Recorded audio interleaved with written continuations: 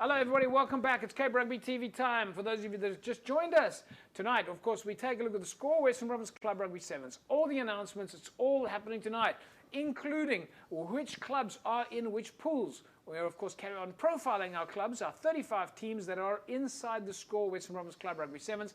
And we catch up with Jerome Paarwater, who's, well, not catch up with him, he's in studio with us, but we'll go there in a second. Who, of course, going to tell us a little bit about women's rugby. Our women's rugby teams are busy with their pre-season, literally. Don't forget, you can win yourself a case of Score energy drinks. That's coming up a little bit later during the course of the show. And, of course, we're going to talk a little bit about the clubs and their jerseys, as you can see on the back with me. Jerome Paarwater. Jerome, nice to have you back, man. Yeah, good to be back. And Alistair Taste, nice to have you back. Nice to be back, JP. Looking forward to chatting a bit of sevens. Jerome, the Gears out there, we're going to take a look at your club first, which is Belleville. Am I still allowed to say that? Yeah, sure. Yeah, I can. All right, because we're going to profile some of the clubs tonight, some of the old videos, and get you guys to chat a little bit about that. But the guys are obviously, I mean, we know that you're in the middle of pre-season activities at the High Performance Center, a lot of high performance coaching involved. A lot of clubs already, I'm supposed, talking to you about their pre-season training. But are the guys talking to you a little bit about sevens rugby, getting some tips from the coach? Yeah, look, if you ask guys, if you at a shop or wherever, if you walk and you see some of the players or some of the management, it's always a rugby talk. But the talk is now around the sevens. They're all preparing for the sevens. I think they waited a long time for the sevens to start, but it's officially there now. So I think they know now from this week coming, they're going to play, and they know they're going to keep their players positive. The people are also waiting to go out there and to go watch some sevens. So Saturdays was a bit boring now, I think, with just watching URC rugby. They want to see their own players in action. Yeah, 100%. Yeah, Alistair Taste. Alistair, of course, you were saying that while we were chatting, but behind the scenes, that a lot of the guys are using the sevens opportunity as pre-season training. Yeah, it's off-season training. So off-season. Keep the guys busy. Different type of training, different stimuli. And part of the off-season training, even though they might be training together, there will be a split with the sevens and other guys having some fun activities during the off-season. Yeah. Jerome, 35 teams are going to come together this coming Saturday. We're going to announce the venue in a second, but 35 teams coming to the field, same day. We can expect nothing but cheers. Yeah, obviously. And look, the guys know each other, and it's still going to be competitive. But I think there's going to be a big vibe amongst the players, and like I say, they know each other. They've been playing against each other. Yeah. For some other smaller clubs who haven't played against some of these clubs, so they're going to get to know the bigger clubs, which I think at sevens there's no big or small clubs. They're all together, but it's just good. They all interact and mingle and talk and just have some fun. Yeah, thanks. Right, folks. Well, of course, as Jerome and Alistair were saying, is a lot of clubs, and we're going to talk about pre-season in a second, but a lot of clubs are busy with pre-season, or should we say off-season training. I always battle to understand the difference between off-season and pre-season. But our women's rugby teams are also busy with, well, in this case, it is pre-season. Jerome was kind enough to bring us a couple of videos from behind the scenes. Let's take a look. This is from the High Performance Center in Belleville.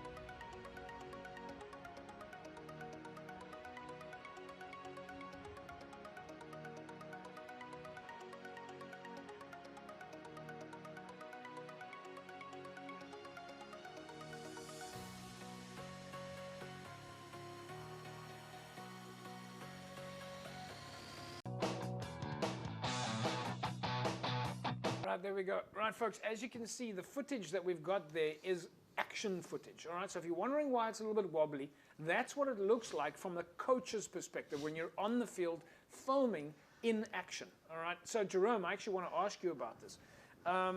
As a coach, I mean, I think you had someone or yourself there filming like that.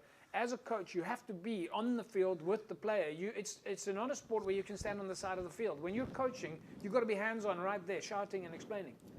Yeah, look, I see the trend nowadays with coaches.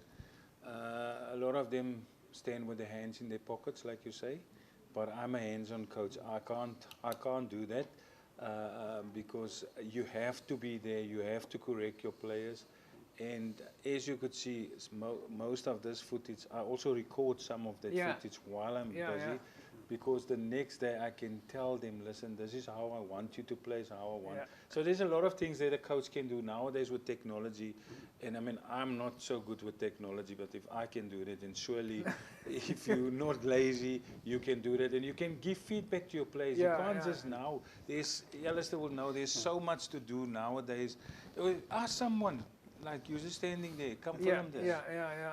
Alistair, I mean, you'll know, so going a little bit to what Jerome was saying, I mean, one of the things that you have with rugby is your players are spread out. They're spread out. If you've got 30, 40, 50 players in the field, it's not like a small room where everybody can hear you. Yeah. You actually have to be mobile. Yeah, so you have to move around with the player or with your training, so that you know when to step in to correct or to step back and not correct, or for the players to problem solve. But just with technology nowadays, you don't really, the phone cameras, the quality is so great. You know, so a coach can walk around and actually record a specific session or segment and give immediate feedback. You know, with the player having a look at the particular footage. Yeah, and Jerome, one of the things that today with technology is a lot of coaches are telling players, send us your video from where you're training. Maybe you go on holiday, maybe you're in the gym somewhere else, send me your video, because the coach is not with the player 24/7, which is of course one of the challenges for coaches. You want to know what your players are up to all the time. Yeah, you remember in COVID, we actually encouraged the coaches to do that, and so that they can see what the players were doing, whether it's they do boxing in the garage or just pick up some stones or whatever, bricks in the garage. So they send in clips, and remember on the show we showed how the guys were doing, and I think it can still be the same as you say now. If you send the player away December with a program, where he's on holiday, he can send you that I'm running on the beach, I'm doing my sit-ups, I'm doing my push-ups, I'm doing whatever I'm supposed to do. I have a rugby ball with me.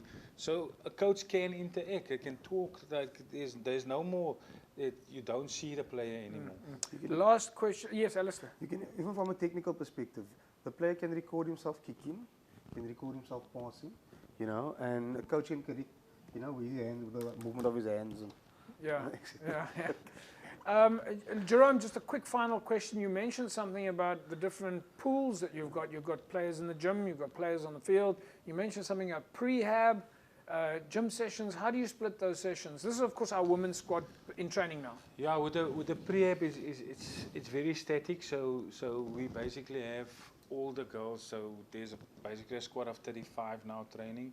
So they're all together with a physio, doing the prehab, and that's so good to do that, because that prevent injuries, like static stretching and stuff that you don't spend time on. So it's just 15 minutes for prehab, and then they go into their warm-ups. And then they're on it. All right, folks, of course, that's our DHL Western Province Rugby Women's Squad. They're busy with pre-season, which starts, we believe, in around early next year. We'll come back to you with the exact dates on that.